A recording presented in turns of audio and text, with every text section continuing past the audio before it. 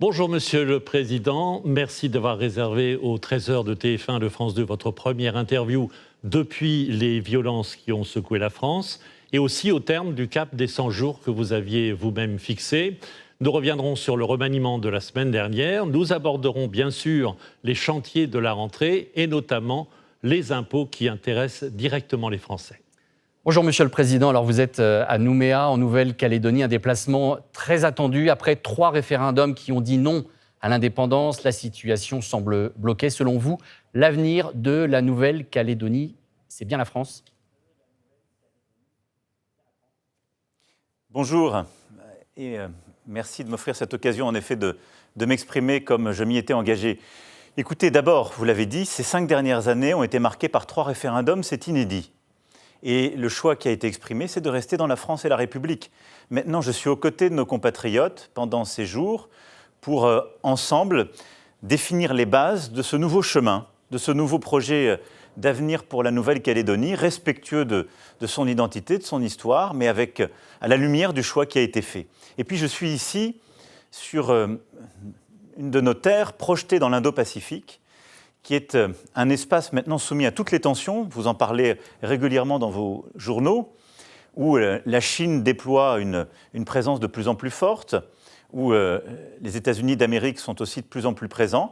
Eh bien, la France est en Indo-Pacifique. À travers ses multiples territoires, nous avons près d'1,5 million de nos compatriotes qui y vivent, plusieurs milliers de nos soldats, de nos militaires qui y sont déployés. Ici même en Nouvelle-Calédonie, un peu plus de 1600 militaires sont là en permanence.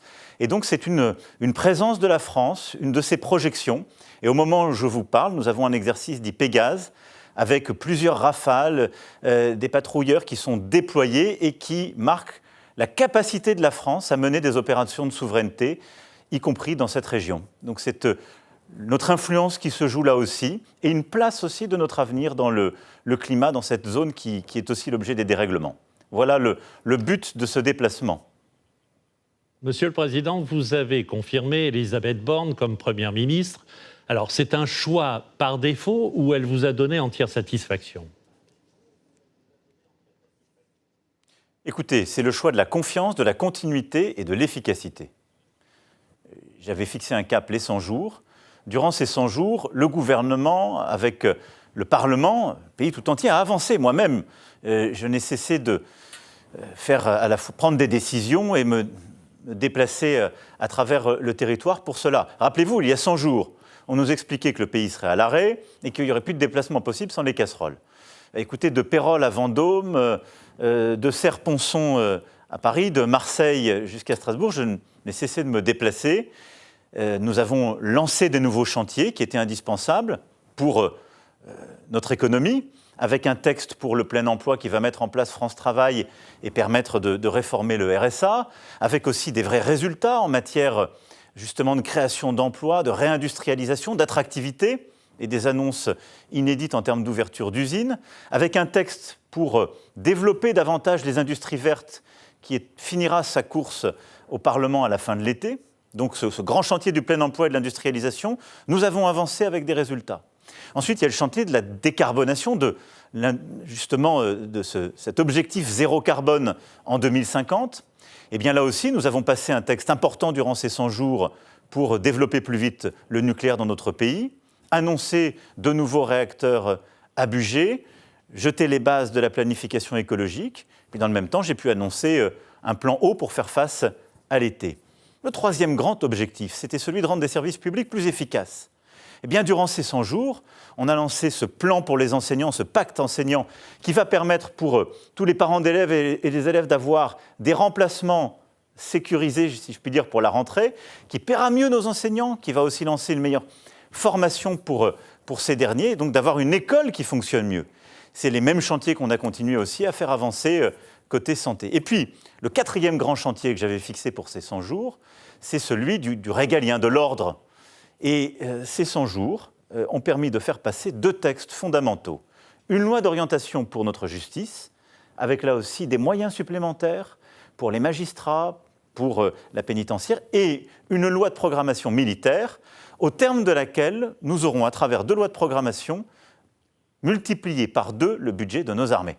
Donc vous voyez, il y a eu parfois des jours avec, il y a eu aussi des jours sans. J'ai toujours été en tout cas aux côtés et avec nos compatriotes durant ces 100 jours.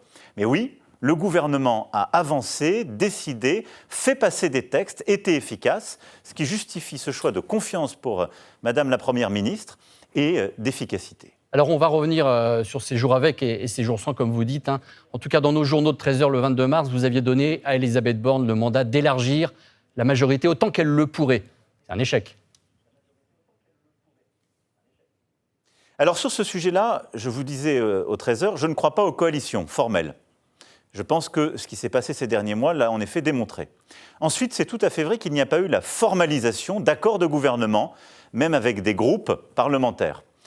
La Première ministre a essayé. Mais il y a 2 leçons très concrètes pour le pays de ces 100 jours. La première leçon, il n'y a pas de majorité de rechange. Lorsqu'il y a des motions de censure qui ont été votées, elles n'ont pas emporté la majorité. Donc il n'y a pas de majorité alternative.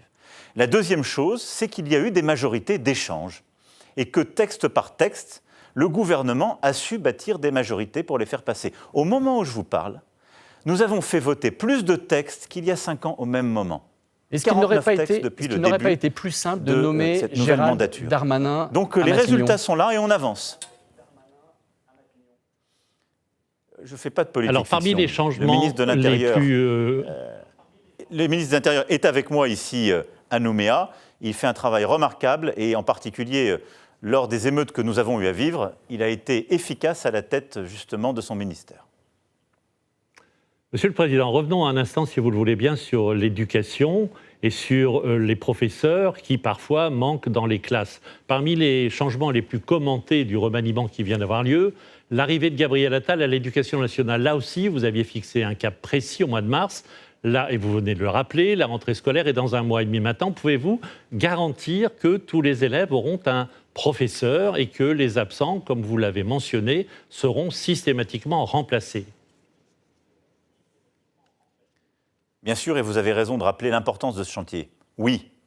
D'abord, nous continuons de recruter, et partout où il n'y aura plus suffisamment de titulaires, des contractuels, d'ailleurs qui sont des professionnels et des gens qui sont souvent très diplômés, et il y a beaucoup de contractuels qui, depuis plusieurs années, sont à l'école, seront là pour la rentrée scolaire.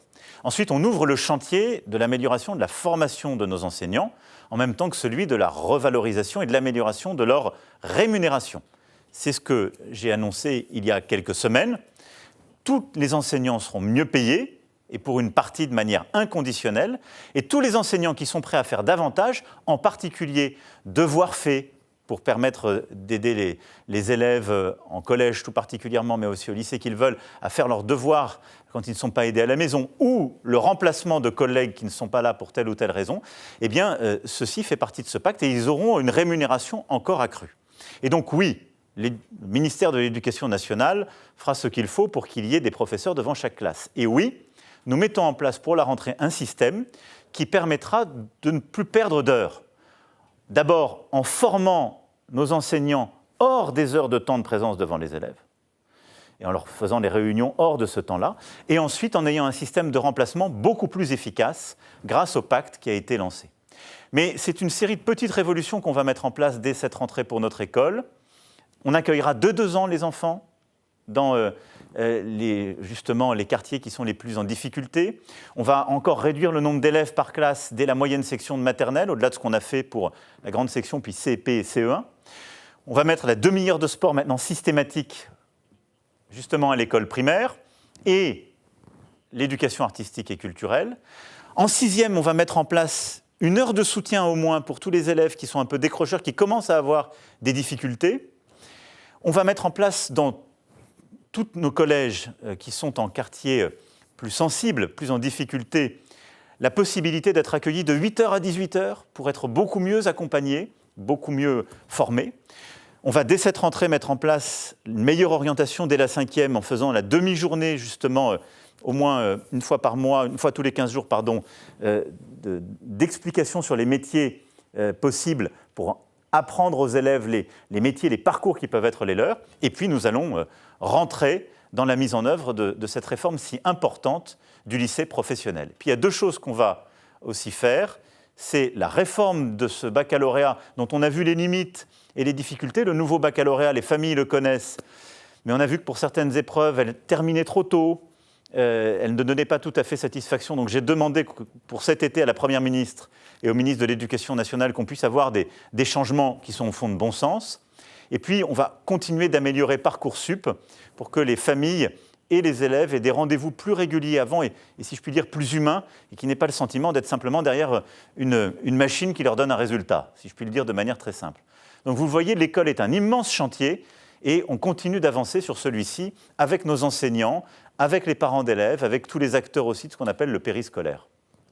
Monsieur le Président, le début de l'été a été marqué par des violences urbaines d'un niveau jamais atteint depuis 2005. Vous aviez dit vouloir prendre un peu de recul pour en tirer les leçons. Un mois après, qu'est-ce que vous avez compris ?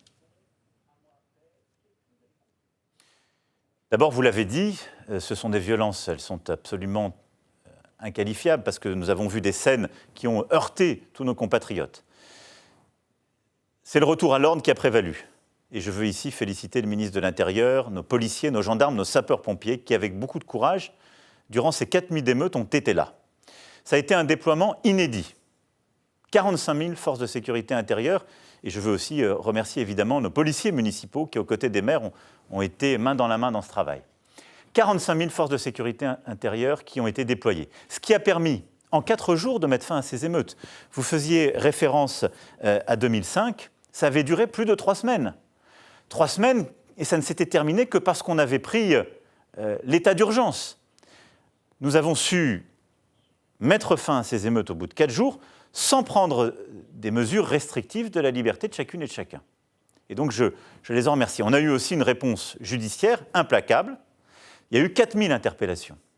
Il y a eu des centaines de déferrements avec des décisions de justice très rapides. Et donc, la première leçon, c'est que l'ordre doit prévaloir. Il n'y a pas de liberté sans ordre, c'est l'ordre républicain et le retour au calme. Ensuite, quand on regarde ce qui s'est passé, on a eu beaucoup de jeunes. Quand je regarde les chiffres des 5 à 600 jeunes qui ont été déférés à la justice, c'est très jeune, environ 16 ans de moyenne d'âge. On parle de jeunes qui, pour une très large majorité, n'étaient pas connus de la justice. On parle de jeunes qui, pour une écrasante majorité, on le voit, ont un cadre familial qui est fragilisé.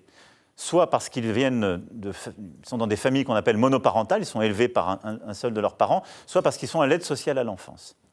Et donc, cette violence qu'on a vue, qui a conduit à brûler des écoles, des mairies, des gymnases, des bibliothèques, puis qui est devenue une violence de pillage, elle est le fait au fond de certains de nos compatriotes qui sont extrêmement jeunes, qui étaient parfois manipulés par d'autres, parce qu'on a ensuite eu des choses plus organisées.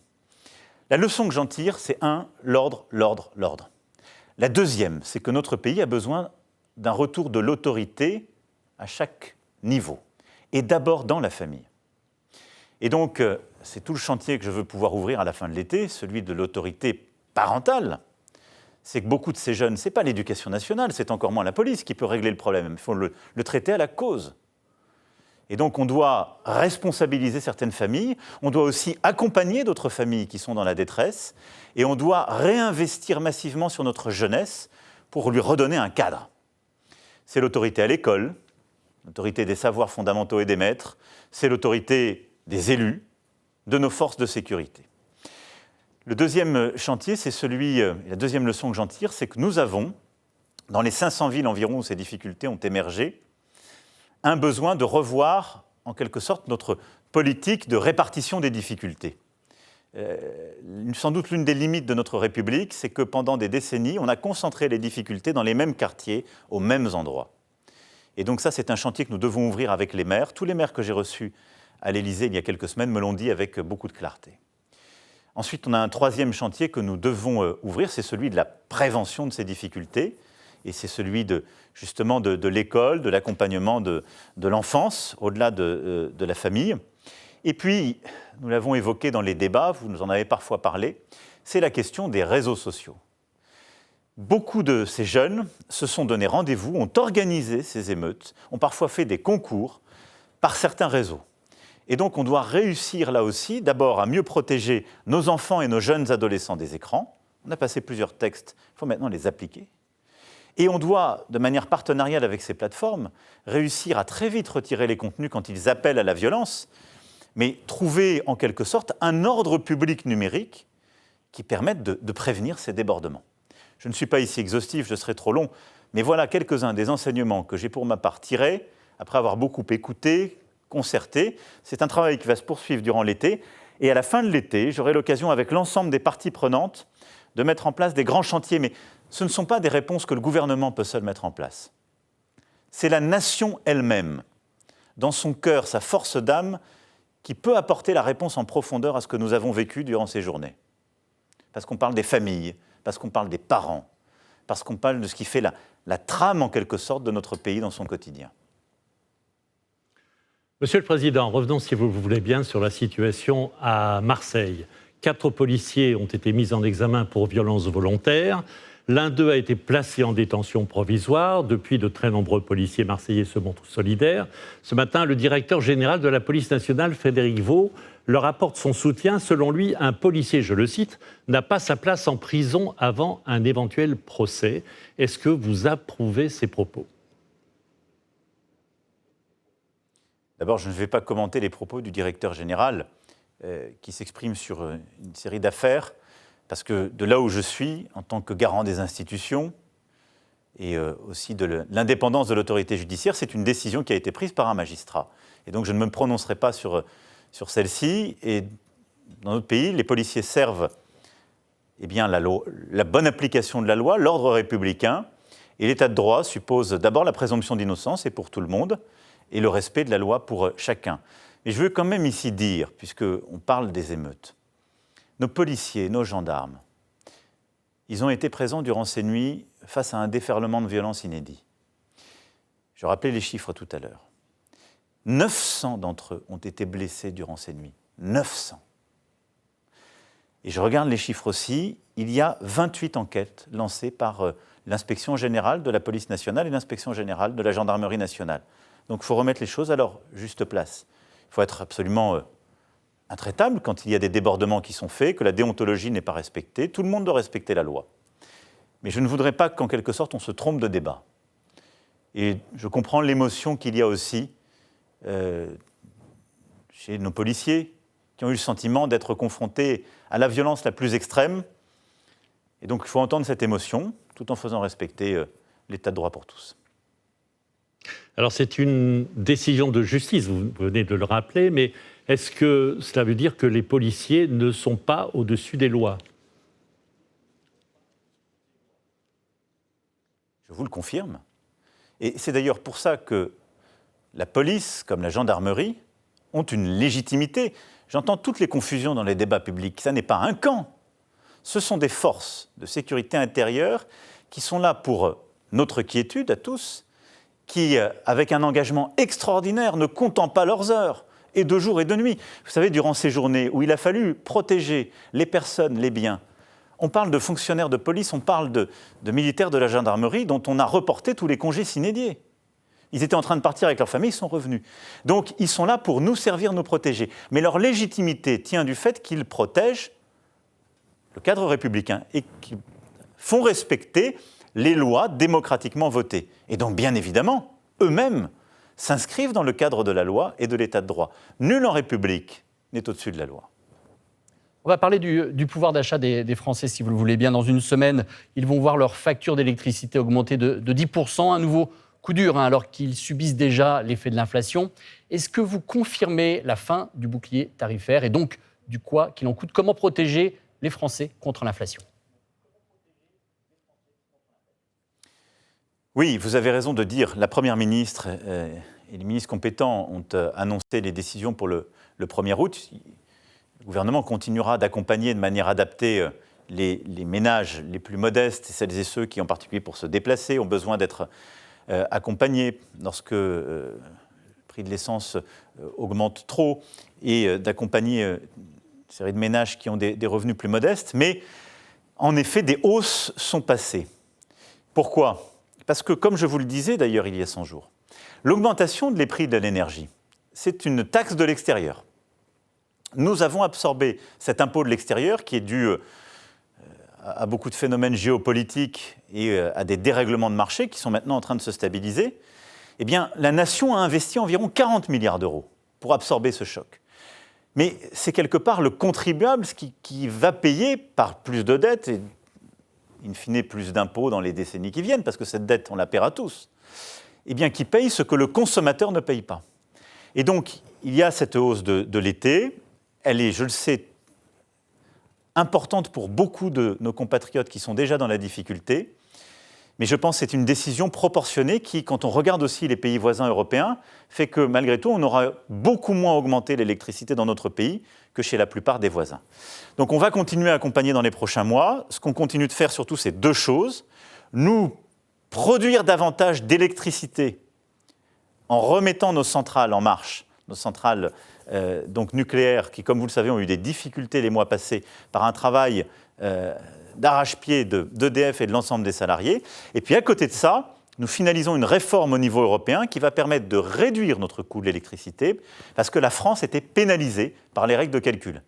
Et donc là, comme je vous le disais il y a quelques semaines, eh bien, nous sommes en train de terminer, si je puis dire, les négociations européennes pour que ça puisse s'appliquer à compter de 2024, en tout cas le plus tôt possible, et qu'on ait des prix d'électricité qui correspondent mieux à la réalité de notre production.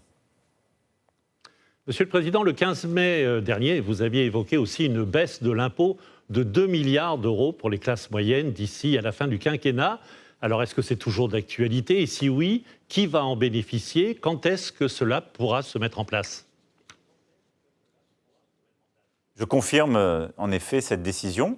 Elle est travaillée par le gouvernement, en particulier le ministre des Finances. Elle sera inscrite dans la loi pluriannuelle de finances publiques qui donnera justement l'évolution des impôts et des dépenses et des déficits donc jusqu'à la fin du quinquennat. Et donc c'est dans les prochaines semaines, en finalisant les concertations, que le gouvernement aura à justement donner le détail et les éléments de calendrier de cette décision. La même chose pour aussi les impôts de production pour permettre aux entreprises, en particulier les plus industrielles, de faire davantage et d'embaucher davantage. Un mot sur la météo. Vous avez forcément constaté que cet été est caniculaire, peut-être pire que l'année dernière.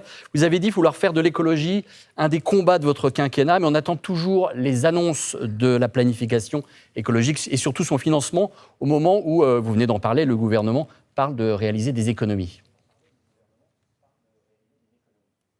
Alors d'abord, pour préparer l'été, nous avons travaillé avec, là aussi, toutes les parties prenantes, en faisant deux choses. À la fin des feux de l'année dernière, puisque c'est un des risques qu'on vit encore, j'ai pris une série de décisions qui ont été mises en œuvre par le ministre de l'Intérieur, qui ont donné lieu d'ailleurs à un très gros travail. Nous avons acquis davantage de matériel, en particulier des hélicoptères adaptés. On a renforcé notre flotte. On a aussi mieux accompagné et amélioré le statut de nos sapeurs-pompiers, de nos pompiers volontaires, et je n'oublie pas nos militaires qui y concourent. Et donc nous abordons l'été avec des équipements, des personnels qui sont encore mieux préparés que l'été dernier, une organisation sur notre territoire qui est aussi mieux répartie, et d'ailleurs une France qui est reconnue comme une très grande puissance de sécurité civile. On vient d'aider nos amis grecs qui étaient, vous l'avez parfaitement d'ailleurs décrit dans vos journaux télévisés, qui étaient soumis à des grands incendies, et on a aidé et on aide depuis des semaines nos amis canadiens. Donc nous sommes mieux prêts que l'année dernière encore face au risque de feu. La deuxième chose, on a pris un plan eau. Vous le savez, l'année dernière, on avait eu plusieurs départements, de manière inédite, qui étaient touchés par cette sécheresse. Et donc là, on a d'abord préparé cet été en réduisant les consommations inutiles, mis en place avec Météo France des dispositifs d'alerte, et j'invite d'ailleurs tous nos compatriotes qui nous écoutent à regarder chaque jour pour adapter les comportements. Et donc, on va beaucoup mieux piloter, prévoir les choses. On a aujourd'hui une quarantaine de départements justement qui sont en alerte, 45. Donc, nous sommes prêts parce que ce plan eau permet de mieux adapter les comportements de nos concitoyens, d'aider nos agriculteurs à s'adapter, d'aider les industriels à adapter leurs comportements, les collectivités locales, et un peu comme on l'a fait avec l'énergie l'hiver dernier, eh bien, de tous faire notre part pour réduire le risque de sécheresse et permettre justement de passer l'été. Et puis, il y a l'amélioration de long terme. Comment réduire nos émissions de CO2 et comment adapter notre pays au réchauffement qui est déjà là. Ça, d'abord, nous n'avons pas chômé cette dernière année. On a pris des textes, et en particulier un texte qui nous permet de déployer beaucoup plus vite les énergies renouvelables en France. Et nous avons mis en place cette planification écologique. Il y a quelques semaines, la Première ministre, avec le ministre de la Transition, ont soumis à la concertation, comme c'est prévu, ces grands textes. Et à la fin de l'été, nous allons présenter, secteur par secteur, la transition et les investissements. Qu'est-ce que ça veut dire très concrètement ? Ça veut dire que si on veut tenir notre cap de 2030 et notre cap qui est une forte réduction, et notre cap de 2050, la neutralité carbone, c'est assez simple. Les 5 dernières années, on a fait 2 fois plus vite pour réduire les émissions de gaz à effet de serre que les 5 années qui avaient précédé. Eh bien, les 5 années qui sont devant nous, il faudra faire 2 fois plus vite encore. Et donc, on va demander aux agriculteurs, aux industriels, à nos compatriotes, aux collectivités locales, à l'État, à tout le monde, au secteur du bâtiment, eh bien, d'avoir des objectifs. On sera la première nation à se les donner secteur par secteur et surtout à se donner les moyens qui vont avec. Et ces moyens-là, ce sera des investissements publics. Et donc, je vous confirme qu'on fera des économies sur certains sujets, mais que nous allons investir dans l'écologie dès l'année prochaine plusieurs milliards d'euros en plus. Qu'on va, à côté de ça, développer des filières industrielles, parce que moi, je veux être cohérent. On doit répondre au climat, on doit renforcer notre indépendance et on doit créer plus d'emplois industriels. Nous avons créé 1 700 000 emplois ces 6 dernières années. On a créé en particulier 100 000 emplois dans l'industrie, rouvert 300 usines. Eh bien, on doit le faire dans chacun des segments. On rouvre des usines qui vont faire des batteries électriques, qui vont assembler des véhicules électriques. On ouvre et on renforce des usines qui produisent des éoliennes en mer. On va rouvrir des usines qui produisent des panneaux solaires, ce qui n'existait plus en Europe. On va le refaire. Et on se développe aussi dans l'économie circulaire qui est si importante. Et puis on va structurer encore plus les professionnels dans la rénovation thermique des bâtiments, qui est là aussi si emblématique. Voilà, donc ça va être ça la planification. C'est un travail qui a pris 18 mois, qui est en ce moment même en concertation avec toutes les parties prenantes, et qui doit nous permettre de réduire nos émissions de gaz à effet de serre, d'être plus protecteurs de la biodiversité, qui est un objectif essentiel, et de le faire en préservant et en renforçant même l'indépendance de la France et en créant des emplois. Il nous reste très peu de temps, Monsieur le Président, mais quand même un mot de ce chantier de la rentrée, la loi immigration. Est-ce que si le gouvernement est mis en minorité, qu'allez-vous faire? Quelles conclusions allez-vous en tirer? D'abord, je pense que le gouvernement a la volonté de bâtir avec toutes les oppositions constructives. Vous parliez des 100 jours. Si nous n'avons pas réussi, comme je l'avais souhaité, à en tout cas enclencher ce texte, c'est parce qu'il y a eu un souhait qui a été exprimé par plusieurs forces politiques de mettre sur la table leur propre texte, leur propre réforme. Et donc, le gouvernement a fait un texte très complet, équilibré. Quel est notre objectif? Réduire les entrées, lutter contre les trafiquants et les réseaux d'immigration illégale, et mieux intégrer les femmes et les hommes qui contribuent à la force de notre pays et travaillent dans beaucoup de secteurs qui en ont besoin, de l'agriculture au bâtiment en passant par la restauration. Ce texte est complet, réaliste, mais nous avons aujourd'hui un sujet. Alors, premièrement, il n'y a pas que les textes de loi, il y a aussi le travail qu'on fait en européen. La France, sous sa présidence, a lancé des réformes importantes. Elles sont en train d'arriver, justement, en acte. On doit mieux protéger les frontières communes de l'Europe. La deuxième chose, nous, on doit réformer notre droit. C'est l'objet de ce texte. Et donc, dès la rentrée, le ministre de l'Intérieur a la responsabilité, avec plusieurs de ses collègues sur d'autres sujets, mais de travailler avec la majorité relative à l'Assemblée, mais avec aussi les forces d'opposition qui ont fait des propositions, pour bâtir un texte qui aura acheminé d'abord au Sénat, puis à l'Assemblée. Et moi, j'ai bon espoir que les oppositions républicaines qui veulent que le pays soit mieux protégé dans ses frontières et moins d'immigration clandestine, raccompagnent mieux vers leur pays d'origine ceux qui n'ont rien à faire chez nous et qui en particulier troublent l'ordre public ou sont dangereux, et intègrent mieux ceux qui sont là et aident la nation à réussir, et bien qu'en bonne foi, ils nous aident à bâtir un texte. Et donc, je pense qu'il faut aborder ce moment politique qui se fera dès la rentrée avec détermination, sincérité, engagement. Et après, la Constitution prévoit des chemins pour les textes. Et moi, j'aurai en quelque sorte la responsabilité que, en tout cas, l'efficacité soit au rendez-vous. C'est d'efficacité dont le pays a besoin. c'est de reprendre le contrôle collectif de notre destin face à tous les dérèglements du monde. Face au changement climatique, face aux réseaux qui parfois produisent le meilleur mais font le pire, face à l'immigration quand elle n'est pas contrôlée. Et donc, il faut l'efficacité pour reprendre le contrôle et apporter une réponse humaniste, française, mais efficace. Merci, Monsieur le Président, de nous avoir accordé cette interview depuis Nouméa, depuis la Nouvelle-Calédonie. Merci beaucoup, Monsieur le Président. Merci à vous pour votre attention et à tous nos téléspectateurs. Et le cap du pays, je le disais il y a quelques semaines, à cette heure-ci sur vos chaînes, c'est l'indépendance et la justice. Face à tous ces grands dérèglements, le risque que nous avons, c'est de perdre l'indépendance militaire, technologique, industrielle, financière.